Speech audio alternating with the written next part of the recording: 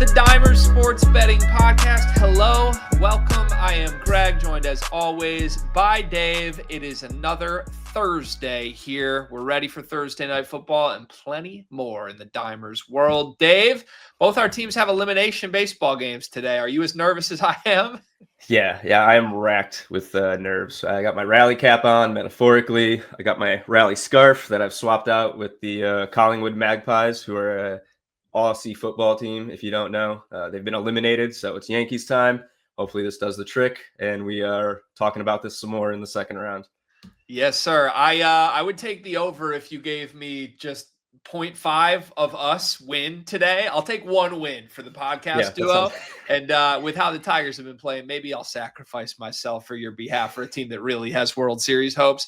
Anyways, if we seem emotional today, that's why. But I'm also just happy to talk more betting with you. We've had a couple good weeks on this program, and we've got a lot to get to today, starting with some NFL futures. We alluded to this on the earlier episode on Tuesday this week, but our futures model is up to date now, and we've got a few questions to answer. Starting with, is the Ravens Super Bowl window closed? What does the model say, Dave?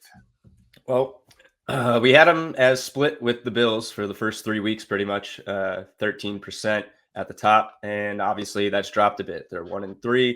Dimers model now has them at 10.9% at plus 1,300. So there's obviously value there. 10.9% is about plus 800 fair odds. So you're getting a sizable chunk of odds there. Still outside of top 5 on the books at that price. And I don't know. I mean, they're 1-3. You know, it's really hard to turn around at 1-3. This team has shown a lot of cracks. 1,300 is above some of these other teams that you would look at to be contenders. The Bucs at plus 3,000, the Chargers at 1,600, Rams at 1,600, 49ers at 2,500, although now they got even a whole new rash of injuries. But it's not just the Dimers model putting them there.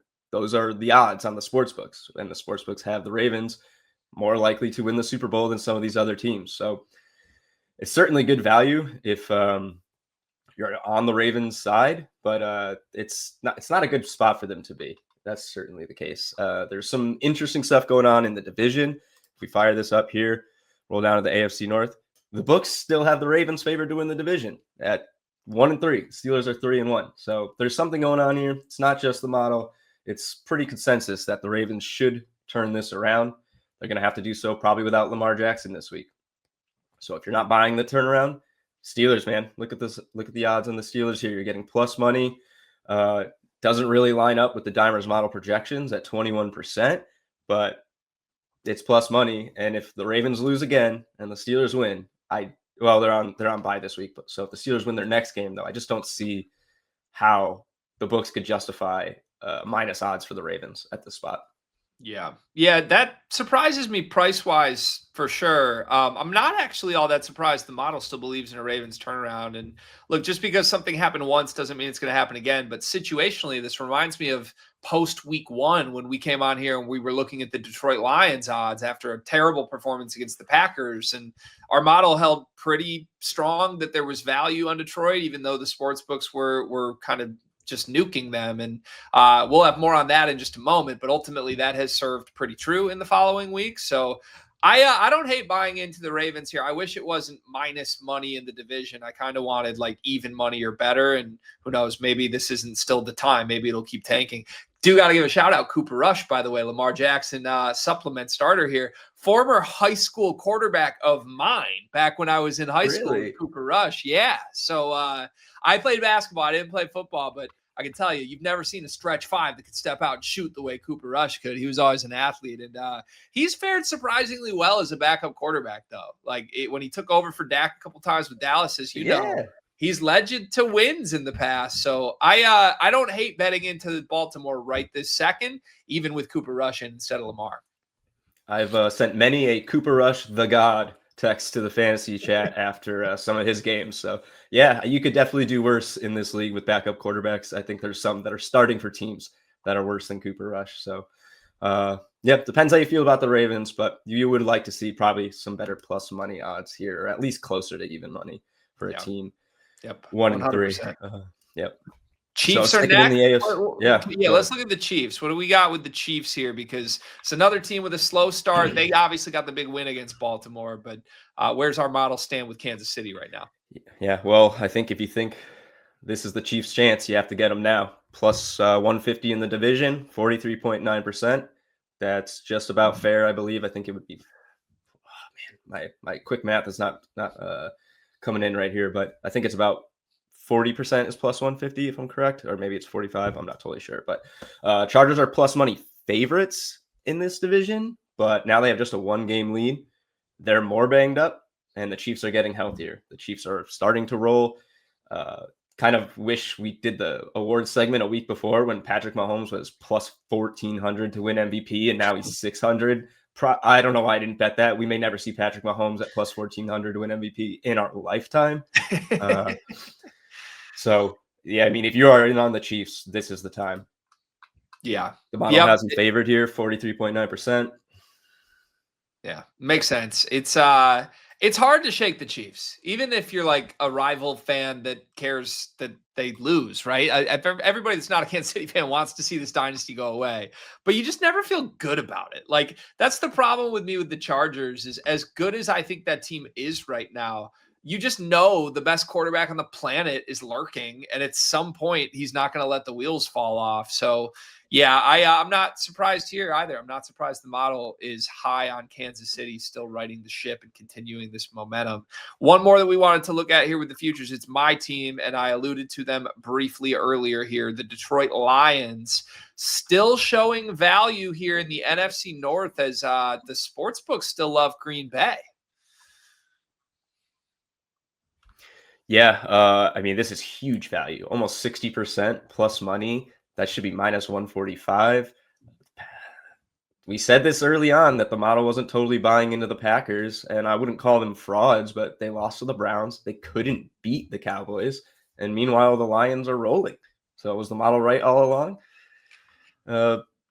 It seems like it, at least from an odds perspective, where these teams are standing right now in the division.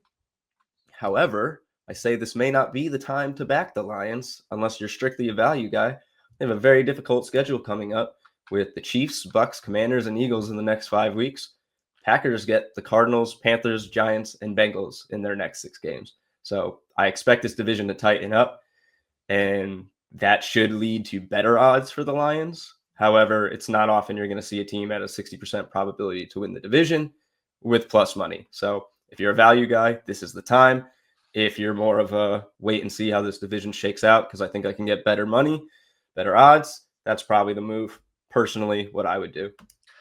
I think it comes down to if you believe Green Bay in terms of when is the time, right? Because look, our model clearly favors Detroit and has even after week 1 when Green Bay just pantsed Detroit. However, if you believe Green Bay is like a top 6-7 team in the league, truly, then I think you trust the schedule that they're going to get on a little run here. And Detroit's probably going to have 1 to 2 hiccups. So you're right. The value will flip. The worry for me is like the Green Bay team I saw in week 1 against Detroit that was just energized by this opportunity to take their rival down and Micah Parsons showing up. It hasn't been here. No disrespect to Dallas or the performance they gave in Dallas, but they haven't looked like a contender in the last 2 weeks whatsoever. So I'm not so confident that Green Bay won't drop another head scratcher in that stretch. And the one thing I would note, they're going to play again. These are divisional rivals, and it's in Detroit. Detroit with the half-game lead now that Green Bay played for the tie against Dallas. I spoke on that on Tuesday, how I disagreed with that decision if you're Green Bay. I've scooped up plus money here for Detroit. I really have. I think Detroit is ready to roll. It's a tough schedule, but man, outside of that aberration performance in week 1, they've looked ready for the test. So plus 120, almost a 60% chance to win the division. That's enough for me to believe my heartstrings are right here, Dave. Right alongside there with you, man. All right. Love it. Dimers Pro, we got a new promo code for you. This is big news. 50% off with Dimers Pro if you use promo code podcast. You're only hearing that on the podcast. Look at that. This is an incredible offer. Dimers Pro has everything you need if you want to stay up to date on futures every single second in real time throughout the season. You've got to have access to it. It has way more. It has player props for you. It has the best bets. You can sort by edge, probability, whatever you're looking at in any sport that we have. Go get it. Podcast is the promo code, 50% off. You won't regret it. Let's move to the game tonight here. Thursday night football, 49ers and Rams. It's a big spread, 8.5, total of 44.5. And we've got the same game parlay to unveil in just a moment, but go ahead and tee up Thursday night football for us first. What are you looking for? Yeah, so we are jumping back into the NFL week with Thursday night football. Some pretty good stuff here. This game has changed a lot in just the past 24 hours. I believe this opened up at 3.5 early in the week before it moved to 7.5 yesterday when the books were probably sensing that Purdy wasn't going to play. However, then Brock Purdy, Ricky Pearsall, and Juwan Jennings have all been ruled out, moving this to 8.5 for the Rams. And I was finding myself yesterday. I was like, I get that the Niners are reeling a bit and the Rams look good, but I was like, 7 points as a touchdown underdog just didn't seem correct. Well, it was because the team is missing basically everybody. Total has dropped 2 points from 46.5 down to 44.5. 49ers have a great passing defense, which is ranked 6th for yards, but pretty middle of the pack rushing defense, ranked 17th. There are only 4 teams, Chargers, Broncos, Seahawks, and Texans, that have allowed fewer TDs than both of these teams, who are sitting at 8 touchdowns allowed on the season. And frankly, the 49ers really can't afford to phone this one in. I wouldn't expect them to, but it kind of has that feeling of a do we even have a shot game? But this is a competitive division, and they have to at least try, or else this is going to get away from them. They'll be 3-2, and the Seahawks have a chance to go 4-1, and it's going to be outside looking in a bit for the 49ers in this scenario. So bring up our game predictions here as we talk through this. You see our predicted final score, 26-19 in favor of the Rams. So we do like the 49ers to cover here. 56% against 8.5. Over under. We like the over at 4. Oh, it's actually got 3 points now, at least at DraftKings. So that's favorable if you think these teams are still going to put in the work. And on the money line, pretty strong favorite here for the Rams, unsurprisingly. If we go into our best bets, you see basically 0 value on the over. We're totally in line with the books there. Some value on the Niners as an underdog, but the best bet is on the Niners 8.5 at 55.8% probability and a 3.4% edge at odds of -110. So from a betting perspective, I do like this Niners to cover. I would have preferred it if it could have dropped to 10.5 maybe, but I don't think we're likely to see that with a team that still has CMC. I think they're still going to be competitive. They should still put up the points. They moved the ball with Mac Jones before. Granted, they had Ricky Pearsall in those games, but short week, divisional game, always gets a little wacky. I think the under is probably more likely in play, but at the same time, these defenses have shown vulnerabilities. You know, the Rams let the Eagles get the passing game going, and the 49ers let the Jaguars take them to town. So it's going to be an interesting clash. I think I am on the 49ers here with the 8.5. So I'll probably have that in my card among some prop value, which we'll be digging into pretty shortly. I am very surprised this number is 8.5. And I was looking this up just because, I had a gut feel. I love the Rams. I think they're very good. I love Matt Stafford, obviously. He's one of my favorite players to watch ever. And I hate betting against him. But I was looking into this matchup, thinking back the last couple of years. Obviously, both these franchises have been very good. Both have made Super Bowl runs. I feel like these are close games consistently. Like the amount of times one of these two franchises has won by 10 or more just does not, recall in my mind. And I looked this up. Kyle Shanahan has been the head coach in San Francisco since 2017. He has coached 17 games against the Los Angeles Rams in that span. And they are 15-2. If you just take the 8.5 point spread and use that as the spread every time. He's covered 8.5, 15 of 17 times, 13 straight times. The 49ers have lost by less than 8.5. So look, the Niners have probably been one of the best franchises in football in that stretch. I would argue the Rams have too. The difference for me is just you're right. It's short rest week. It's one of those spots where even if you think the Rams are sizably better, there's just like a wonky feel to a divisional rivalry game where the Niners have a lot on the line. So my gut really wanted to play San Francisco here, and this is one of those spots where if the model shows even a little bit of value, I can find a way to talk myself into the matchup history mattering here. So Niners plus the points is on my card in this game for sure. Yeah, I like that. That's a really good trend to pull up. I think that shows how much these coaches are built to contend with one another. The Niners probably have started 6 quarterbacks in that span of 15 games, so it seems like it doesn't really matter who's under center. They probably didn't have Christian McCaffrey for several of those as well, just based on how much time he's missed over the past year.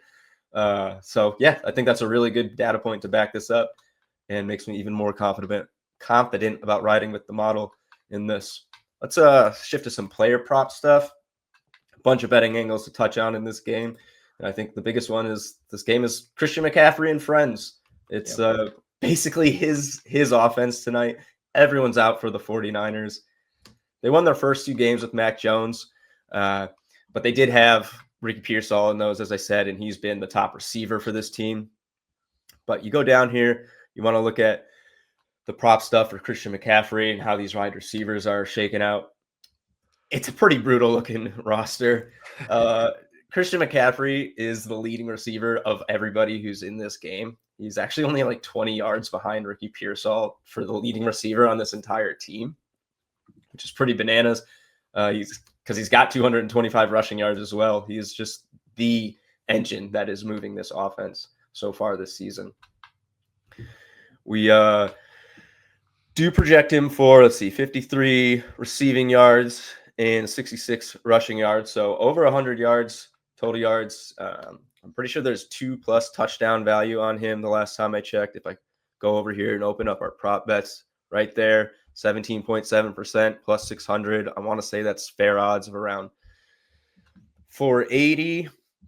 So you're getting an edge on McCaffrey to pick up a 2-piece, which he hasn't done yet this season. That would actually double his touchdown output on the year. But I really just don't see how else anybody is going to be moving this ball. It's a really uninspiring receiving room. And honestly, I think that can take us right into our next betting angle, which is who on earth will even be the 49ers top receiver in this game. This wide receiver room is Kendrick Bourne, Demarcus Robinson, and Marquez Valdez-Scantling, who I will talk about a bit, but you can't even find lines for MVS on the books. They just do not want to touch this. They don't want you to touch it. This, I think, would be the worst wide receiver room in the NFL if it was a team's 3 wide receivers. It's probably going to be rough as far as production from these guys. I don't think that means the Niners can't move the ball, but with the way CMC is dominating receiving work, I don't know if it has to be one of these guys to even show up. McCorkle's look pretty good. 4-to-1 TD to INT ratio through his 2 starts, 270 yards in both, pair of wins. They were some gritty wins versus the Cardinals and the Saints, and this is a much harder team here. So, you got 45 receiving yards for Bourne, 36 projected receiving yards for Robinson, and then Jake Tungus is our 3rd highest passing option outside of CMC here. Oh, look, you got Sky Moore here. Actually, when I was doing the show notes, we had Scantling. So, yeah, I'm even corrected here. Sky Moore is actually above. So, I don't even know if Scantling is going to get anything in this. So, that might tank my betting angle, but I'm still going to talk about it. Yeah, we're still gonna touch on that. But yeah, it's not going to look good for Mac Jones, probably, if anything. But Christian McCaffrey should be an absolute workhorse unless this game gets away from them, and they just decide not to risk his health. Yeah. If you look at the player projections on the site, Christian McCaffrey, the expected leading receiver in this game. So that probably says all you need to know. Now, he's obviously a great pass catching threat, but to me, back to the spread too, if we both buy that San Francisco is going to find a way to keep this within a possession, I think the game script is very much control clock, long sustained drives. I don't think you want Mac Jones airing it out 40 times in this game. And You look through some of the props that show value on the site. Mac Jones under passing completions, Mac Jones under yardage, pass attempts are all there. I think very clearly San Fran's plan has to be a huge McCaffrey night. Maybe keep him in the 20s max from a pass attempts perspective. Don't get behind 2 scores where the game script dictates passing. So, yeah, for me, I would love to say there's like a receiver in this room that we should jump on and there's a reason to believe there's a big night coming. There's just not. And if they do get behind, it's probably going to still all filter through McCaffrey. So it's McCaffrey or bust for me 100% for the Niners. Yeah, should be a good night if you got McCaffrey in your fantasy leagues. That is for sure.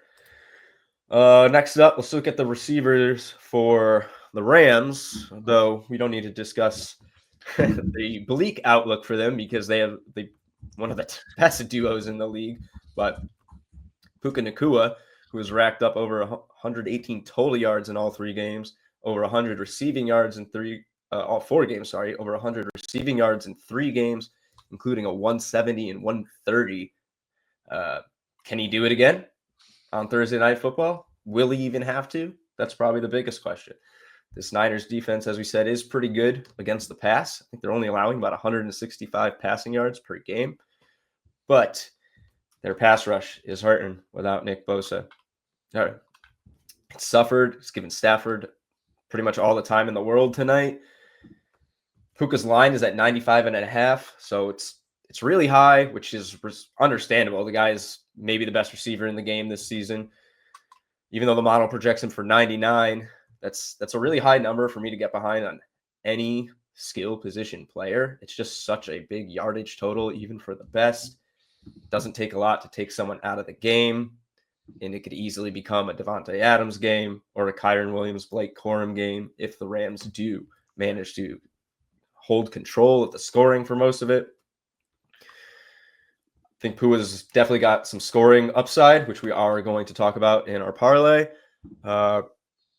But I might temper my expectations for the Offensive Player of the Year favorite in this one as far as receiving is concerned, just given that we project him a little under his absolute mega nuke games that he's had this year. And again, if the Niners aren't competitive in this, there's no reason to risk your most precious player on offense. Yeah. You would think it has to slow down for Puka at least a little bit. It's been such an insane start that, how long can any receiver possibly keep this up? I mentioned Stafford earlier. Obviously, I'm well familiar with him, but like the history this guy's had of making his primary target the best receiver in the league is unprecedented and insane. I mean, yes, Calvin Johnson was special decades ago, but like Cooper Kupp instantly becoming the world's best receiver for a couple of years and then falling off the face of the earth a few years later, now into what Puka has become. I really do believe Stafford is a huge part of why these guys look this good. I would just mention, not to debate our model here, it's a stay away for me. Nakua's played 3 games against the Niners. His first game ever against San Francisco was a game a couple of years ago where the Rams did not have Cooper Kupp. He had 20 targets and caught them in for 15 catches and 147 yards.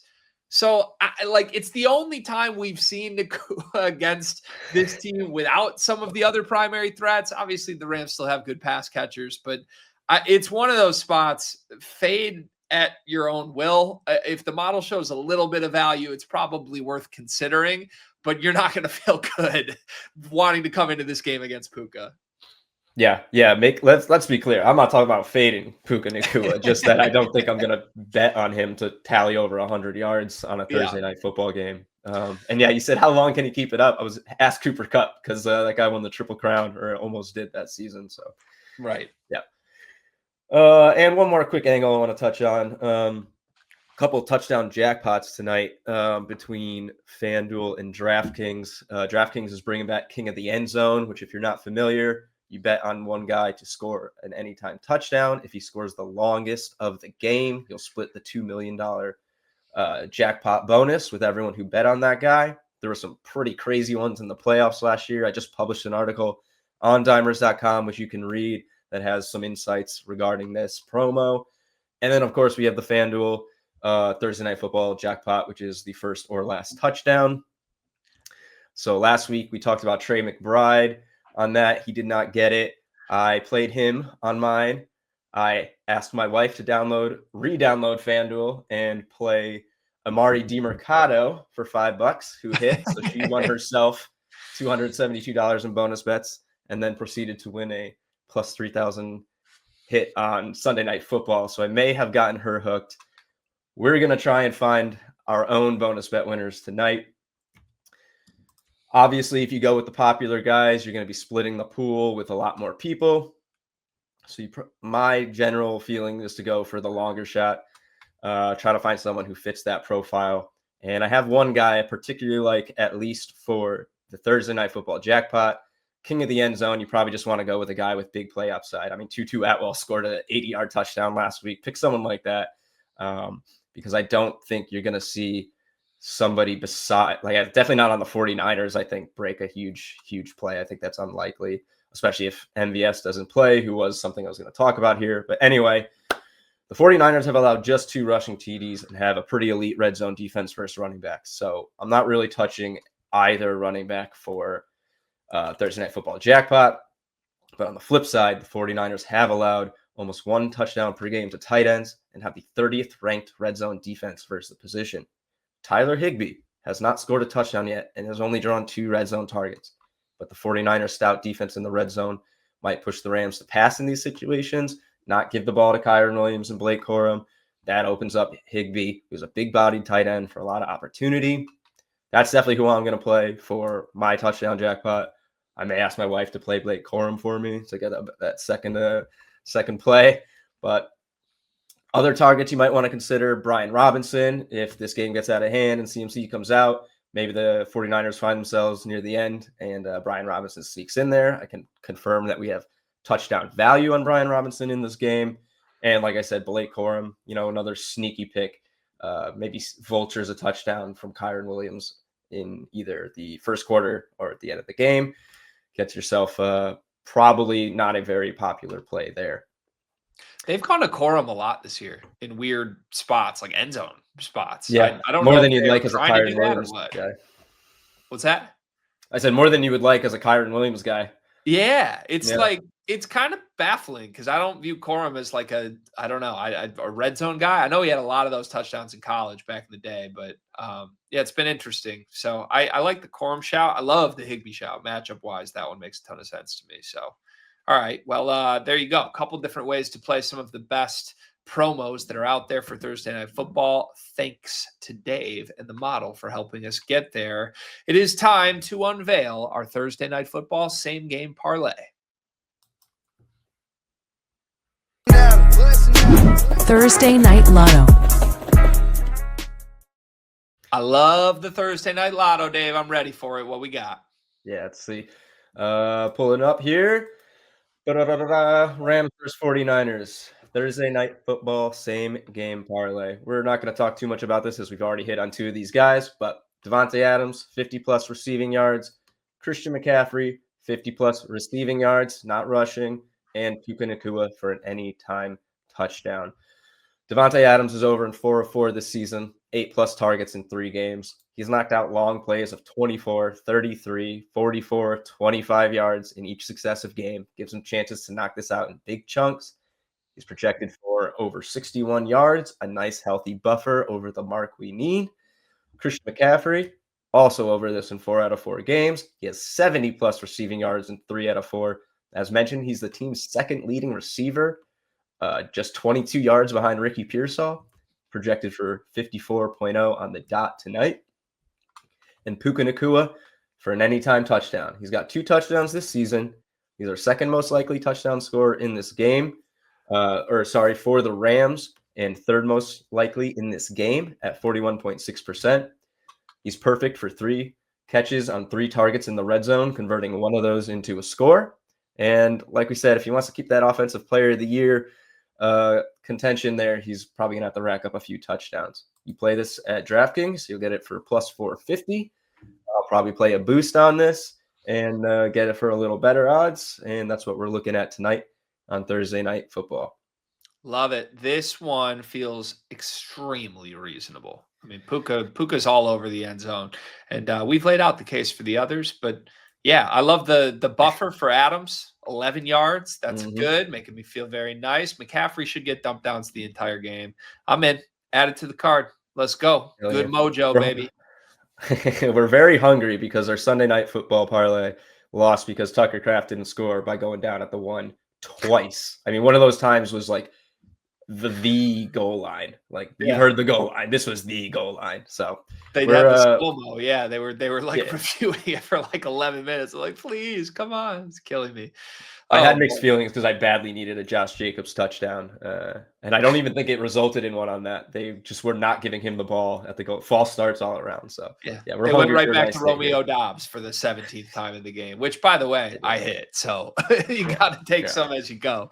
Yeah, we were Okay. happy to Thank get you, that. Dave. Let us know if you are tailing along with our primetime parlay tonight. We would love to hear from you. Hit us on social media. Jump in the Discord as well. We've got a great community over there that's constantly focused on finding value night to night. So check it out. Join it. We think you'll like it. If you like this show, beyond Thursday night, we've got plenty more to be excited about in week 5. Let's get to some of our biggest storylines here. What are you going with first?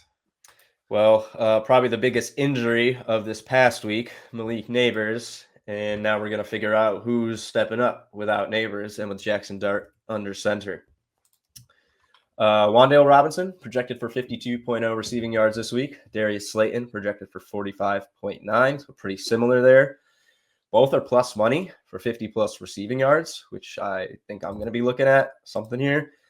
The Saints have allowed multiple 50-yard receivers in 2 games with 70-plus, 80-plus, and 90-plus yard performances mixed in there for the top guys. With a full week of prep with Jackson Dart, you definitely want to like the output for Robinson and Slayton in a game like this against the Saints defense. That's nothing particularly special. 0-4 team. The Giants are 1-3. Want to make a statement here, I think, with their young core. Move beyond, or rather build on that win against the Chargers. So I think you're going to see them give Jackson Dart some keys to the offense here.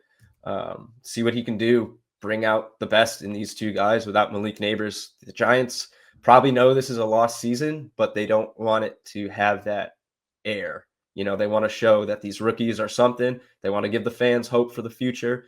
And the way to do that is by pushing the ball, letting Jackson Dart show what he's capable of. So I think there's some really interesting ladder opportunities here with these receivers. We've seen Wan'Dale Robinson make huge plays this year already. Slayton too. Both were against the Cowboys, of course, but you know, there's no reason why either of these guys shouldn't find some success in a fairly soft matchup on Sunday. I like it. Yeah, I love Dart. I also love Scattaboo. And as a duo, those guys are just wired the same way.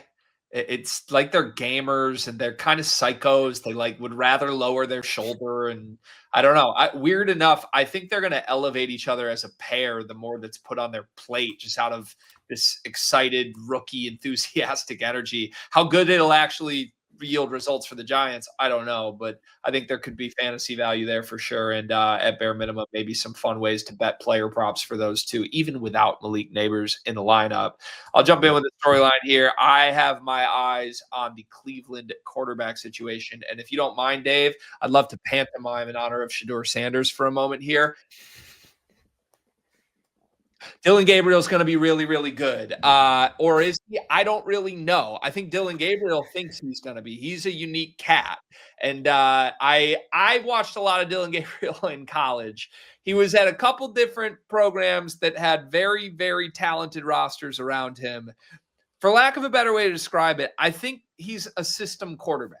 And if there's any system in NFL history that's been treacherous for quarterbacks, welcome to Cleveland. Welcome to Cleveland, not in America for your first career start. It's a Crazy moment, Dave. I can't believe they're doing this. Can you? It feels pretty rough. Like I think I would have just waited a week. Like I have no problem with the switch from Flacco. I think we all knew that was coming, but you're really throwing this kid out on the international stage for his first NFL action. It's pretty intense. You know, I feel for him, and I think he's gonna hopefully want to rise to the occasion, and maybe we'll see some big stuff. Or he's going to, you know, lights were brighter than expected, and might Yeah. not be a great outing in London town. Against a Vikings defense that is good. Like we Yeah. saw what the Vikings defense did to Jake Browning a couple weeks ago. Like if you're not ready, they'll take advantage fully. So I'm a little scared for Dillon. I wouldn't consider myself a Gabriel fan, and from watching him in college, he has some of that Russell Wilson aura to him of like, I'll tell anyone I can how good of a leader I am. Whereas like some of his teammates kind of side eye him a little bit, like what's going on here. I don't know that he's the rah-rah guy he thinks he is. Now, not only is he facing a tough defense in a terrible, environment, there's no home crowd or anything behind him. He also doesn't have Tillman, one of the best targets here. And Isaiah Bond will probably step forward and make some plays. I like Bond as a talent. Jerry Jeudy is our projected highest receiving threat in this game. So we're going to find out one way or another what Dillon Gabriel is made of. This is very conspiracy theory oriented, but this is what you get when Greg Waddell hosts a podcast. I think there's a chance that Cleveland wants this to go south, so they have a reason to go to Shedeur Sanders. As crazy as that sounds, if you wanted Dillon Gabriel to be great, this is not the time to unveil Dillon Gabriel. And we'll see if I'm right as the weeks progress here, Dave. It does feel a little strange that they would enter the season knowing what Joe Flacco is and then move to the rookie after 4 games when he did exactly what you probably expected Joe Flacco would do. So it's kind of a weird move. Wouldn't really expect much else from the Browns. Yeah, there's always something with that franchise. You've got another injury-based situation here to keep an eye on. Yeah, so Emari DeMercado may be stepping in as the RB1. We'll talk about this, but Trey Benson's time in Arizona was fleeting as he hits IR almost immediately after getting his first work as the RB1. Now, DeMercado barely touched the ball in that game. 2 carries for 8 yards, 2 receptions for 13 yards, and a touchdown, which had come in clutch time, last one of the game. Behind him on the depth chart is former Jet Michael Carter, who has 1 total carry this season, came last week. And another former Jet, Bam Knight, is behind him, who's gotten no work. You would assume that it's DeMercado, given his history with the team, his previous flashes. We talked about how he's actually a very productive runner on yards per carry over not a small sample size. But interestingly, the Dimers model projects Michael Carter to lead this backfield with 49.6 yards and a 37.1% TD probability to Amari's 39.3 yards and 33.6% anytime TD.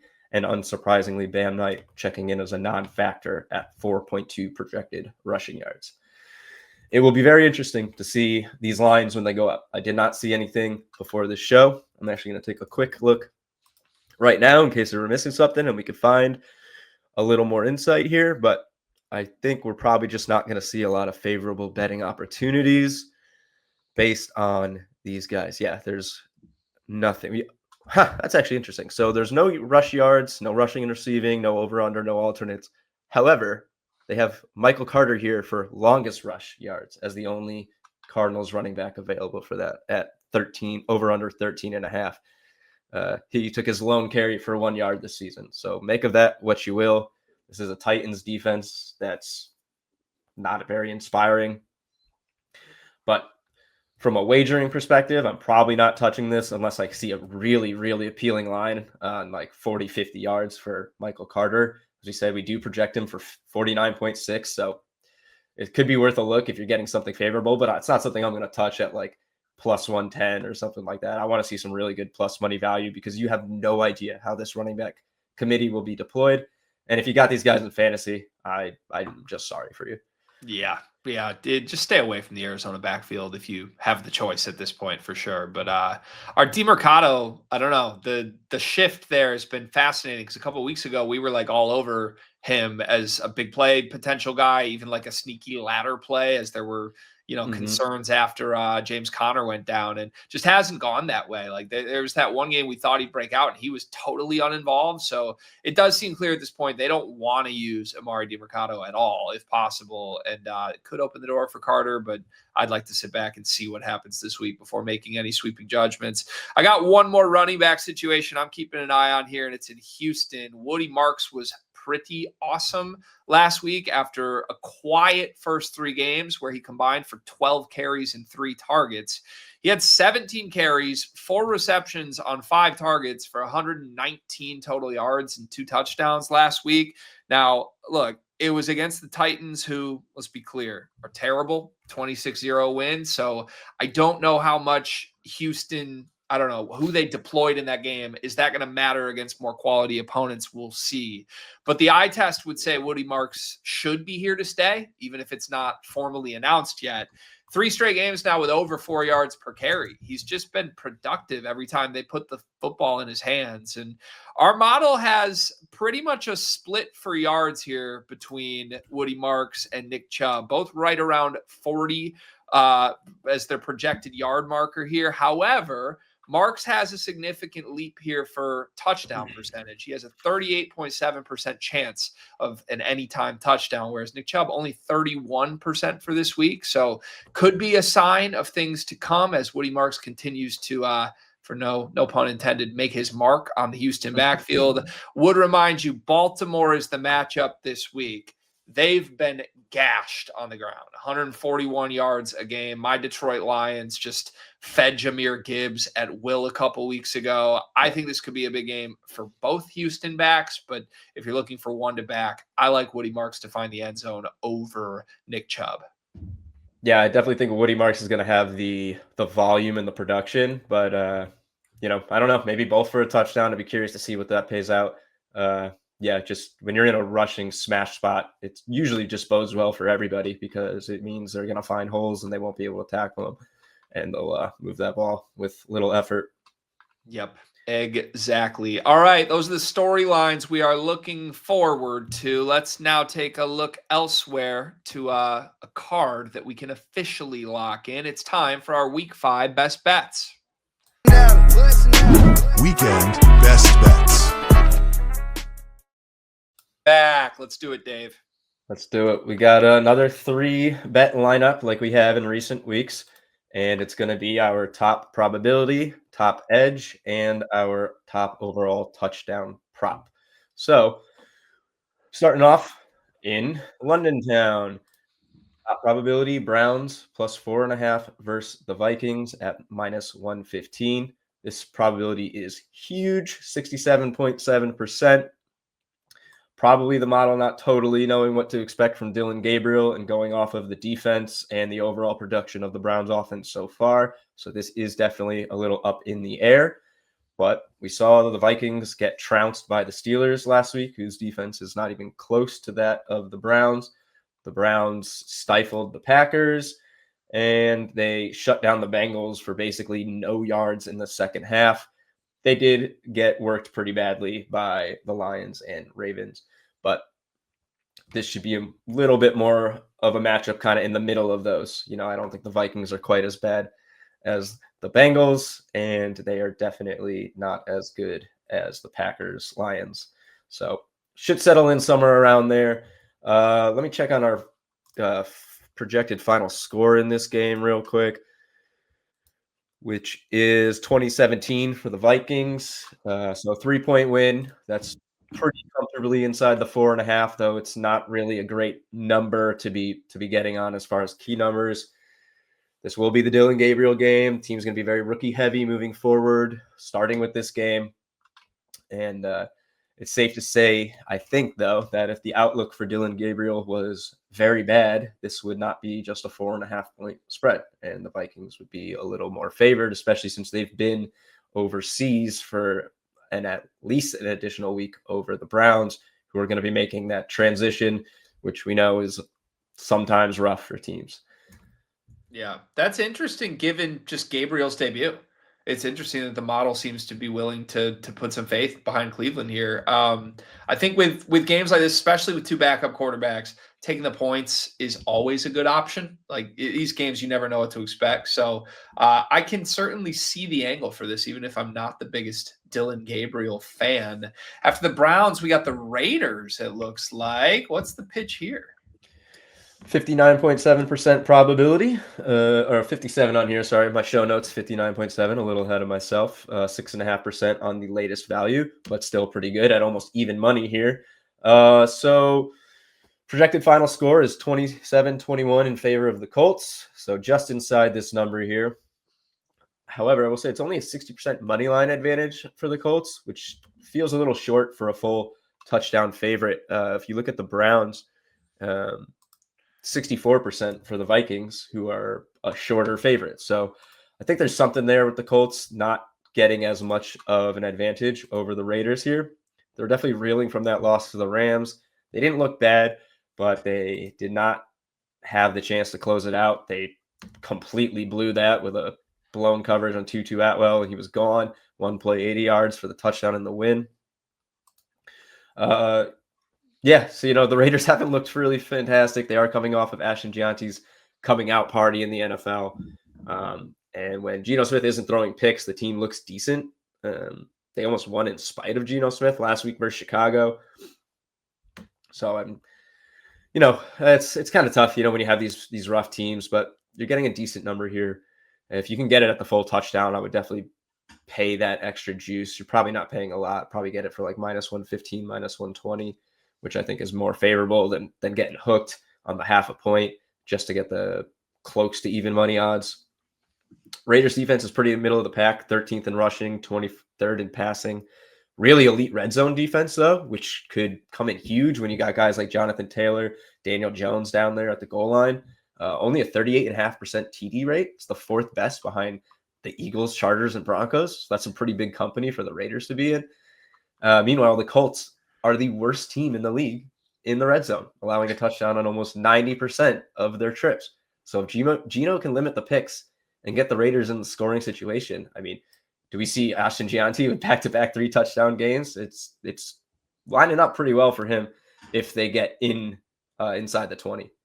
Yeah, it was a great performance from Gianti last week. I don't know that there's a team in the NFL right now that I think my eyes think less of than Las Vegas compared to what they actually deserve. Like I just have been so unimpressed with a few of their performances. That game against Washington a couple weeks ago, especially, where I thought they would put up a better fight and they really fell apart late. However, when you think back to it, it's mostly been turnovers. Like Geno Smith has thrown 7 picks on the season. It's hard to stay competitive in games when that's happening. Geno has not had a history of interception problems, really. You could convince me this has just been a weird 4-week stretch for him. And if you just have him figure those out, this team is definitely on the doorstep. So at first glance, this is a number I'm shocked that the model shows value at. But the further you look into it with the red zone data as well, it makes sense. And I don't know. This might be one of those where you think it's so easy looking at Colts, you add it to your card and the Raiders are right there all the way down to the end of the game and you're kicking yourself. I'm glad you've talked me out of putting Colts on the card here. Nice. Well, I'm always glad to come in and assist. There's one thing I noted in these game predictions that I can't help but point out. Both of our projected final scores in this game are feasible scores. They're not always that way because they're averages from the model. Like if you looked at the Thursday Night Football score, but so they're not always landing on manageable scores. But 2017 in Browns Vikings, 27-21 in Colts Raiders. Those look like they're straight off of a final game score. So our prediction ahead of the game on TV. So is it time for a exact score round robin, Dave? Is that what we should do? Maybe $1. See what they are. Have zero expectations for this if you do it, but it's just kind of funny when you see them actually land on those numbers. It at least raises the eyes a bit. That would be an iconic move for the model. Nail a final score to the points. Especially if we talk about it on here, so I have to bring it up. Exactly. All right, last one's a guy that I gave some love to earlier here, Cam Scatterbo, one of my favorite players in the last decade of college football. NFL fans are finally finding out how fun it is to watch this guy. We like him to score a touchdown here. Give me the pitch. Yeah, well, we liked him last week. He didn't get in, but he was a workhorse. He took tons of touches. He racked up the yards. He was the clear RB1. And as we predicted, Devin Singletary was not really a factor. So we're going to go back to the well for him here with the model. He's in a much better matchup, and one of the Giants should be moving the ball a lot more efficiently. As we mentioned, more time with Jackson Dart. This offense is now going to start forming an identity without Nabers, with Dart, with Scatterboo. There's a different engine, I think, coming into this game. 53.5% probability in our pre-show notes. Looks like he's up to 56.4 now. 6.4% edge, even better. He's sitting right at even money, plus 100. Gets both the high value and tutty threat signal, which we talked about. Those matchups were killing it in college football. Saints are allowing over 120 total yards and a touchdown per game to running backs through their first 4 games. It's all lined up here. If Scatterboo doesn't score here, then maybe we have to reevaluate what the Giants are doing with him. But I just can't imagine that if they get in scoring position, they're not just going to be handing the ball off to their little madman and letting him truck guys on his way into the end zone. He's a receiving threat too. Like I would assume, again, him developing chemistry with Dart, I think is going to favor both of them as weeks go on. No more Nabers. These two are going to have to carry this offense. And the only thing that threatens Scatterboo at all, like I would love to just pencil him in as a bet every single week to score going forward. The threat here to me is how much does Dart use his legs around the goal line, because he is a big time read option, pull, keep guy. He did it a lot in his first start. And again, it's all going to come down to chemistry, these two learning each other. Hopefully it gets to the point where, they almost want each other to get in the end zone and go out of their way to get each other one game to game. Wouldn't shock me if that's what these two turn into. But right now, anything plus money at all for Scatterboo is a must add to my card. Greg, are you saying Jackson Dart and Cam Scatterboo are the new Sonic and Knuckles, and Jahmyr Gibbs and David Montgomery have been overthrown? Dude, it kind of feels that way. There's just something about these two, the way they're wired, that I feel like they belong together, for lack of a better word. So I think they're more like Rocky and Bullwinkle than Sonic and Knuckles. I know. We got to think of like just a less dynamic version of Sonic and Knuckles. Yeah. I'll work on it for next week. But anyways, there you go, folks. Scatterboo is our last best bet of the week. Browns, Raiders, Scatterboo. Lock them in and sit back and root for them with us. Get Dimers Pro. That's what you need for all of these insights every single week. Thursday night football, updates in real time throughout the week, and every other game. Promo code podcast is where you get 50% off Dimers Pro. It is a special deal just for podcast listeners, and we hope that you will take advantage. All right, time for our round robin. First touchdown round robin. Who we going with this week? Yes, so we're excited for this. We're pretty hungry for a ×2 here. It's been a couple cold weeks. However, it must be stated, this is cashed as an anytime TD parlay in week 1 and in week 4. So I will certainly be playing this as a 5-leg touchdown parlay on the side. Maybe I'll even use the ghost leg promo on DraftKings in case one guy misses and we still cash. But my personal recommendation would be that if you're playing the round robin, to at least put your appropriate unit size that you would use on the anytime TD parlay, as it's hit in 2 out of 4. And if we can catch some type of momentum with that, it's going to be a really profitable season. So first up, Jonathan Taylor, Colts versus Raiders, 16.3%. Jonathan Taylor has 24 total red zone touches for 3 TDs. The Colts have the first TD in 3 of 4 games. Hasn't been Jonathan Taylor yet. Why not this week? Jahmyr Gibbs, Lions Bengals, 15%. Leads all NFL players besides Josh Jacobs in red zone rushing attempts. He's tied for first with 4 touchdowns in those scenarios. He scored first for Lions in 3 straight games. First of the game twice. Super soft matchup here. And he's only plus 240 for 2 touchdowns, which I find interesting because the easiest path to that is scoring first, getting as much time as you can to get 2 touchdowns. So really lines up well for Jahmyr Gibbs here, matchup and trends. Omari and Hampton, Chargers versus Commanders, 15%. Proved himself totally capable as the RB1 last week. He scored first in week 3. He has back-to-back weeks with a touchdown, including a 54-yard breakaway last week.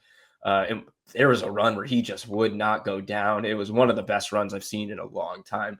The guy's big bodied. He'll knock you down, and he gets his receiving work for even more chances. So I'm learning Hampton, third most likely first TD scorer this week. Next up, Derrick Henry. King Henry sorely needs a big game here. Lamar is doubtful. They're going to need to lean on the run game here versus the Texans team that's allowing just 178 passing yards per game and only 3 touchdowns this season. As much as I like Cooper Rush, this is going to be a tough test for him. It's a must-win game for Baltimore. The path to that is feed King Henry. Hold on to the ball, Derek. Don't fumble, and get in the end zone first, please. Finally, Saquon Barkley. Eagles-Broncos, 14%. Saquon's got 1 first touchdown this season, but the Eagles have scored first in 3 of their 4 games. 23 total red zone touches for Barkley for 3 touchdowns. Just got to hope Hurts doesn't vulture it, right? That's our only concern here, really. No odds for Hampton and Henry right now. I'm assuming that is due to the Lamar Jackson doubtful, but definitely not playing. And I don't really know why they weren't up for Chargers Commanders. I looked all over and there was nothing up. Maybe Jaden Daniels status, but I believe I believe he's. But you'd think they'd have the Chargers TD odds up. So not available here, but I would imagine they're going to fall around in the same range. And frankly, it's not going to make much of a difference for us because these are our top 5 guys. Anyway, I mean, unless these guys are like plus 200, I wouldn't really play a first TD prop there. I would look beyond that, but I don't imagine they'll be that short. So here you go. Jonathan Taylor, Jahmyr Gibbs, Omarion Hampton, Derrick Henry, and Saquon Barkley for first touchdowns. Don't forget to play the anytime TD lay as a side wager. And hopefully we're chatting this one up pretty nice on the Tuesday podcast. Yes, we need it. Yeah, it's been we had a great start to this week, and then as you mentioned, if you haven't been betting the anytime touchdown one, it's been a couple cold weeks, but if you have been betting the anytime touchdown one week to week, you probably covered the rest of the season already. So just make sure you give it a try. That would be my recommendation personally, because it's sort of the insurance policy on going after the first touchdowns. And these are such big names too, right? It's not all that difficult to sit back for 3.5 hours and root for Derrick Henry to find the end zone. So there you go. Thank you, Dave, for giving us the case there. I'm looking forward to this once again. And that, what does DraftKings call it? It's the leg. The ghost leg? Yeah, it's a good candidate for that. So yeah, to get this now, you have to bet a Thursday night football parlay, and you got to put the token on.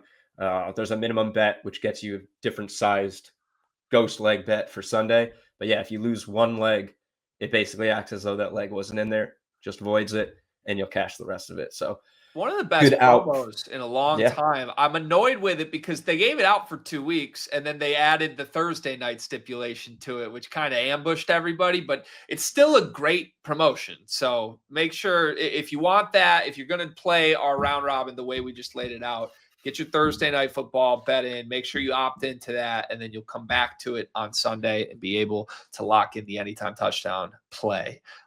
Dave, thank you for that, as always. The model has led us to a lot of greatness on this program in the last couple of weeks. We've also pat ourselves on the back, had a couple call-outs individually that have turned out okay. We've each got a play we're going to lock in for the week here as well. What do you got this week for your card? Yeah, so if you remember last week, I did a 6-leg, but 3 receivers to cash 50 yards and a touchdown. We got Doubs, we got Pittman for the touchdown, but not the yards, and Keenan Allen came up short in a game that just did not go the Chargers' way. But I liked the approach, and I'm going to go back with it this week with 3 more receivers to catch 50 yards and a touchdown. It's going to be Jalen Waddle, Emeka Egbuka, and George Pickens. All 3 of these guys are projected for 65-plus yards and a 33% anytime TD or higher. I have absolutely no idea what these odds look like right now because it's Thursday, and for some reason on Thursdays, we don't have receiving lines up for star players and games without questions, but that's where we're at. So I don't know what this looks like. It's probably not going to be as juicy as last week because Pickens is definitely going to have a line up closer to 70. Waddle's probably going to be around 64.5, but I like these 3 guys. No Tyreek Hill, no CD Lamb, no Mike Evans. Come on, these are the wide receiver ones right here in pretty good spots where the ball is going to be passed. 50 yards, touchdown, Let's get it. I absolutely love it.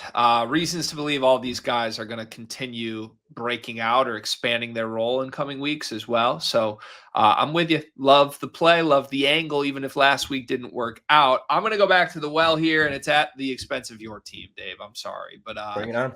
this Cowboys secondary, I want action. I want smoke with it every single week. I don't care who it is at this point. They made Romeo Dobbs look like Randy Moss last week. And look, the Jets, I don't know how much our listeners have paid attention to the Jets this year. One of the more unique receiver rooms I have ever seen in the sense of this. Garrett Wilson has been targeted 38 times. That is twice as much as every other wide receiver on the roster this season has been targeted put together. That's ridiculous. 19 targets for Tyler Johnson, Alan Lazard, Josh Reynolds, and Arian Smith. 38 targets for Garrett Wilson. Now, they throw to Breece Hall. They throw to Mason Taylor, the tight end who's emerging a little bit. But Mason Taylor's questionable. He's banged up, missing practice right now. This is a spot to me, given how poorly Dallas has managed against the best receivers in the league. If you already want to force feed Garrett Wilson the ball, he might as well get 25 targets in this game.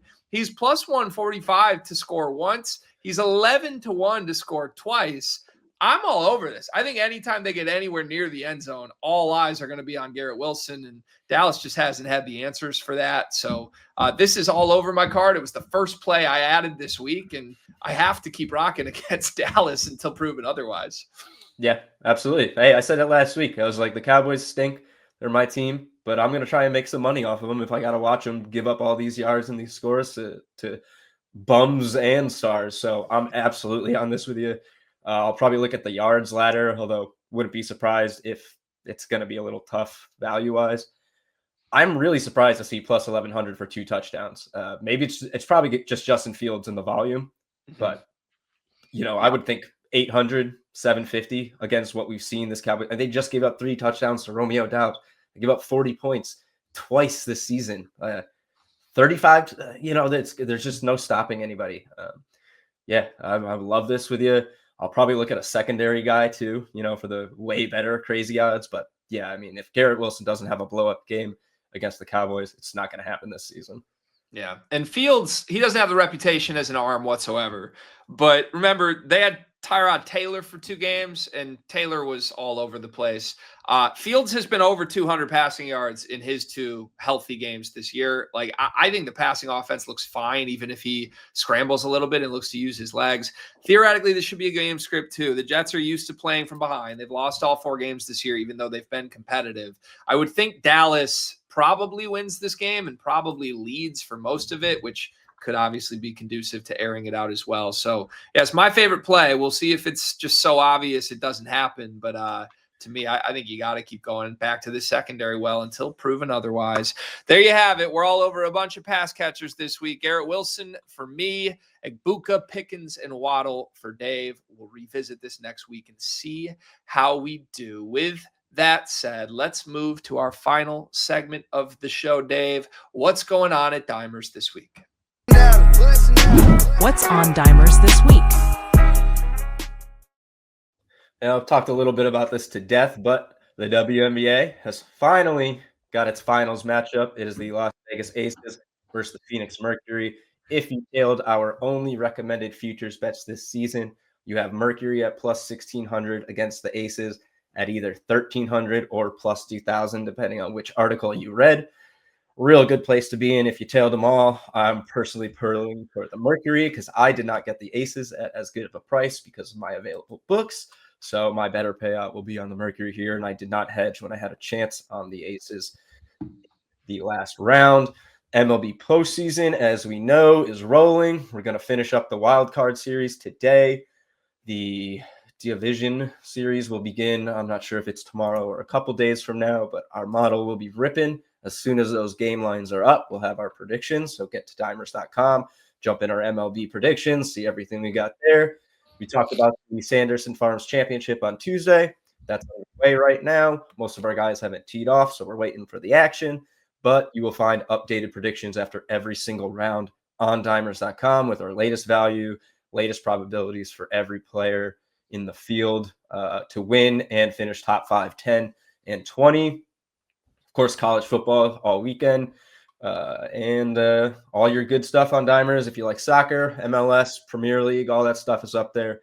But big stuff this week are at WNBA Finals, postseason, and the PGA Tour. Let's get it. There's a ton more to love. It's a great time of year. I just love it. Playoff baseball, NFL, college football underway. Golf is back.